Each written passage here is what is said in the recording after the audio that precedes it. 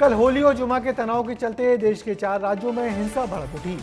बिहार के मुंगेर और पटना, तो झारखंड के गिरिडीह में, पंजाब के लुधियाना और पश्चिम बंगाल के वीरभूम में हिंसा की घटनाएं होली और जुमे से जुड़कर हुई। राहत की बात यह रही कि यूपी के संभल और एमपी के महू में कोई अप्रिय विवाद नहीं हुआ। हालांकि हिंसा के बाद एआईएमआईएम के असुद्दीन ओवैसी और कथावाचक प्रदीप मिश्रा आपस में भिड़ गए। क्या है पूरा विवाद और कैसे भड़की हिंसा, देखें इस रिपोर्ट में। देश में धूमधाम से मना होली का त्योहार। चलाओ ना नैनों से बाण रे, जान ले लो ना जान रे। शांति से हुई जुमे की नमाज। फिर क्यों आया भड़काऊ भाईजान का बयान? अरे मेरे भाई, वो डरपोक थे जो पाकिस्तान को भाग गए। कथावाचक की ललकार, कहा हम भी हैं तैयार। ये पाकिस्तान नहीं है जो सहन किया जाएगा। अगर आप संघर्ष की बात करते हो तो हम भी आपके साथ कदम से कदम मिलाकर आपसे संघर्ष करने को तैयार बैठे हैं। भारत में जन्म लिया हुआ एक एक सनातनी शेर का बच्चा होता है। देश में होली और जुमे की नमाज 64 साल बाद एक साथ हुई। डर इस बात का था कि संभल जैसे सांप्रदायिक इलाके में कोई बवाल ना हो, लेकिन सुरक्षा के तगड़े इंतजामों के बीच जहां सांप्रदायिक तनाव की उम्मीद थी, वहां गंगा जमुनी तहजीब की अनोखी मिसाल देखने को मिली। लेकिन देश के 4 राज्यों में त्योहार पर हिंसक घटनाएं हुई।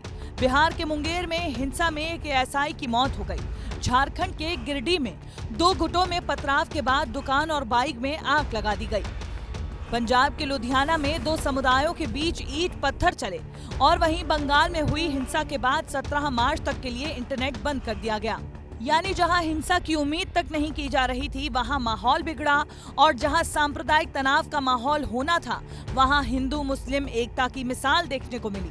संभल में होली के जुलूस पर मुस्लिम समुदाय के लोगों ने फूल बरसाए, लेकिन ये फूल शायद एआईएमआईएम चीफ को कांटे की तरह चुभे और शांति से त्योहार बीत जाने के बाद भड़काऊ बयान देना शुरू कर दिया। ओवैसी ने सीएम योगी को घरों में नमाज पढ़ने वाले बयान पर घेरा, तो पीएम मोदी को छावा मूवी की तारीफ करने पर निशाने पर लिया। अजीब अहमखाना गुफ्तगू कर रहे हैं, घर में बैठ जाओ। एक चीफ मिनिस्टर बोल रहे नहीं, जुम्मे की नमाज घर में भी पढ़ सकते। आप कब से फजीलतुल शेख बन गए? जब तक सूर नहीं फूका जाएगा प्यारे, हम मस्जिद को जाएंगे और मस्जिद को आबाद करते रहेंगे। मैं आरएसएस से और खास तौर से वजीर आजम से और आरएसएस के लोगों से पूछना चाह रहा हूं, क्योंकि वजीर आजम बोला अच्छा पिक्चर है, जो उन्होंने गोलवालकर को अपना गुरु कहा, तो गोलवालकर ने छत्रपति संभाजी के खिलाफ जो बात कही थी, क्या उनको काबिल कबूल है?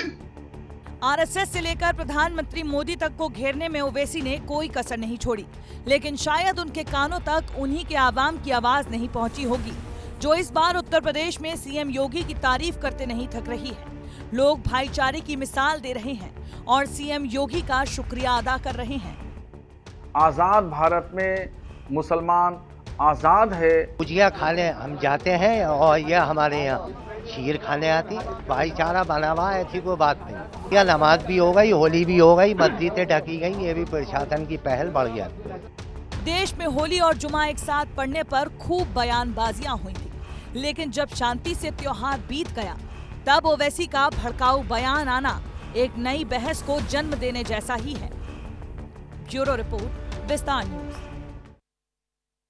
मध्य प्रदेश के पूर्व सीएम दिग्विजय सिंह कहते हैं कि प्रशासन चाहेगा तभी सांप्रदायिक दंगा या झगड़ा होता है, नहीं तो कुछ नहीं हो सकता।